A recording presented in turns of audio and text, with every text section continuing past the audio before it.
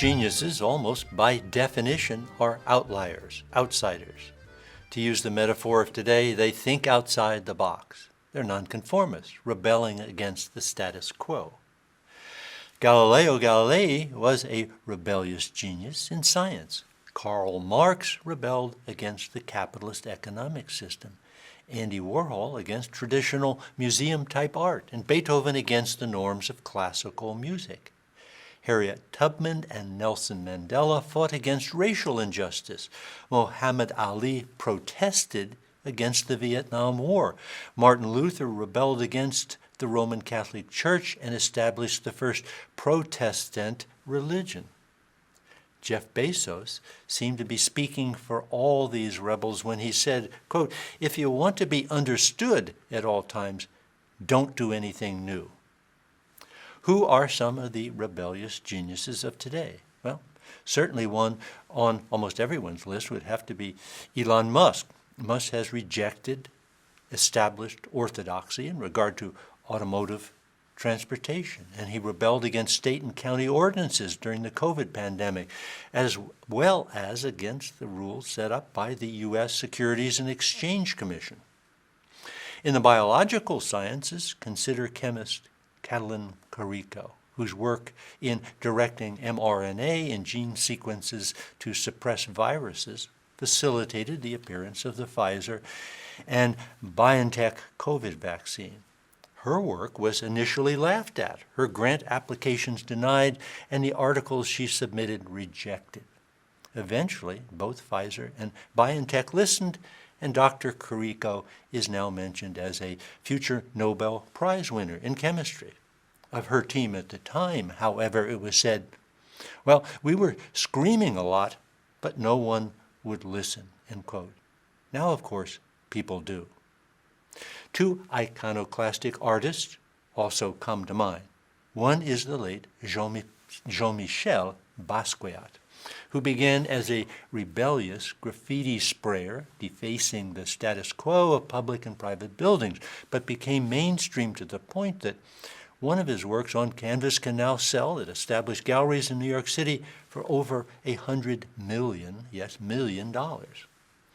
Another recent artistic rebel is Chinese artist Ai Weiwei, who in 1995 lifted a $1 million Han Dynasty vase over his head and smashed it to the ground, so as to suggest that to create new art requires that old art, customs, and habits and culture be smashed. As progressive rock musician Frank Zappa once said, "Without change, there is no progress." What about former U.S. President Donald Trump? Certainly he rebelled against and changed the written and unwritten traditions of the U.S. political system, for better or for worse. Is he a genius? Well, each of us will have to decide. What about those who invaded the U.S. Capitol on January 6, 2021? Are they rebellious geniuses? One might argue that they are merely hooligans, intellectually challenged thugs. But what about those who dressed as Mohawk Indians and dumped tea belonging to the king into Boston Harbor in 1773, an act of rebellion that pushed forward the American Revolution? We could argue about who is a patriotic rebel or a hooligan, and under what circumstances. But likely we would all agree that not all thinking outside the box is genius, and not all rebels are geniuses. Independent thinking is a necessary but insufficient cause of genius. It's only one agent of genius among many.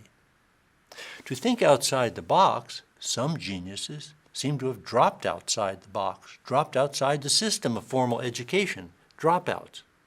But let's be honest here. Of course, most dropouts do not become geniuses or even success stories. They drop out not because they have an alternative vision of the world, but because they seem to have no forward-looking vision at all. A few transformative people, however, on rare occasion, defy convention. They drop out of school to pursue an alternative aim, a dream. Here are a few. who did so. Bill Gates and Mark Zuckerberg dropped out of Harvard.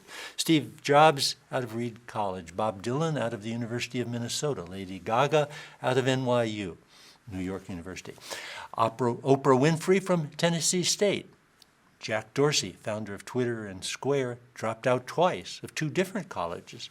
Jack Ma, founder of Alibaba, at first couldn't get into college. Ernest Hemingway could, but refused to go. Richard Branson and the just mentioned Jean-Michel Basquiat dropped out of high school, and so did Albert Einstein, at least for a time. Dropping out seems to work best for those individuals who are motivated not by external forces, such as a school or school teachers or parents, but rather by an internal, passionate desire. Let's take just two of these rebels who dropped out in different ways, Steve Jobs and Albert Einstein. At a Stanford University commencement speech in 2005, a ceremony ironically designed to celebrate the completion of a university education, at a commencement speech at Stanford, Steve Jobs extolled the virtues of not completing a college degree. Said Jobs to the graduates and faculty, "Looking back, dropping out, was the best decision that I ever made. The minute I dropped out, I could stop taking the required classes that didn't interest me and begin dropping in on the ones that look far more interesting," end quote. Steve Jobs was ever the rebel and worshipped rebels. Remember from our first session, his Apple Think Different commercial, his hymn of praise to rebels, misfits, and geniuses? Clearly, Jobs saw himself as one of these. As his longtime assistant, Andy Hertzfeld, said about Jobs at the time, quote, "Rebelliousness and willfulness were ingrained in his character. He had a sense that he was special, a chosen one, an enlightened one. He thinks there are people who are special, like Einstein and Gandhi and the gurus he met in India, and he's one of them," end quote. Jobs acted as if the norms of society did not apply to him. He refused to put a license plate on his car, and he parked that car in handicapped spaces. When Jobs gathered a group of Apple employees in a separate building to build the Macintosh computer, he suggested that a pirate's Jolly Roger flag fly above the building.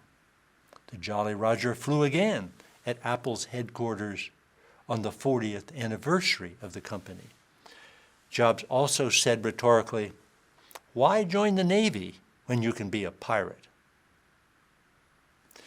Albert Einstein was a rebel too, especially against traditional learning and any sort of authority figures.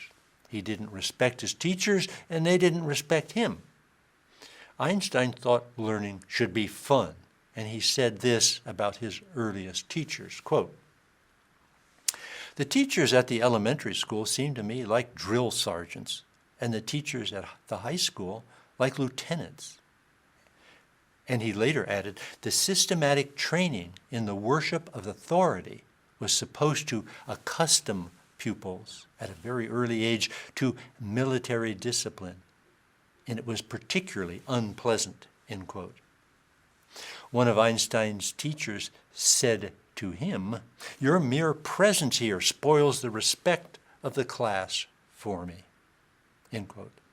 At the end of 1894, at the age of 14, Einstein dropped out of high school for a period of almost 2 years.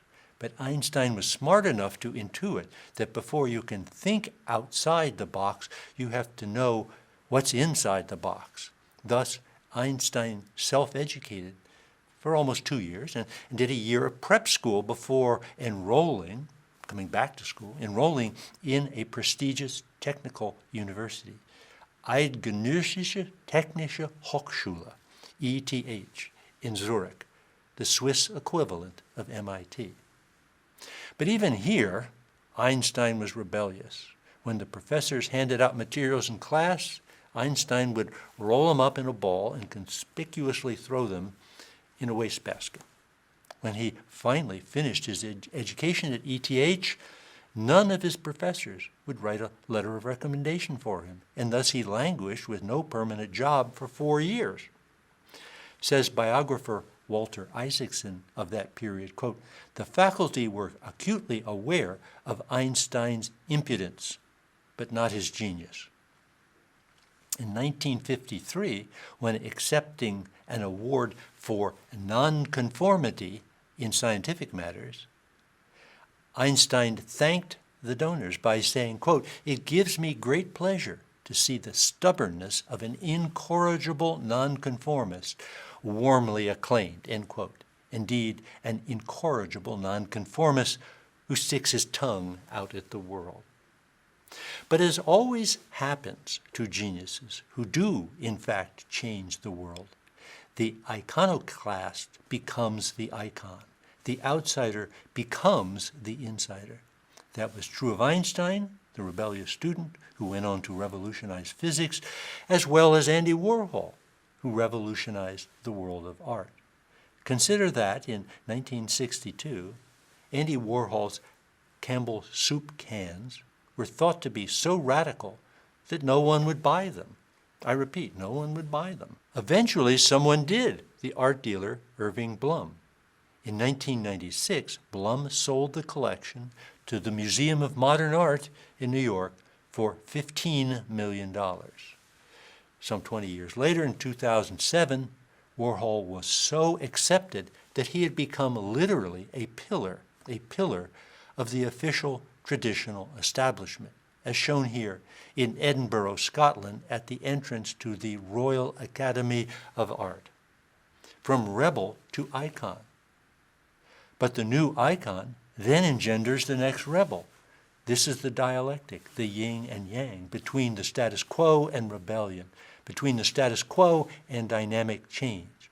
The genius, the transformative rebel, is the catalyst of that change.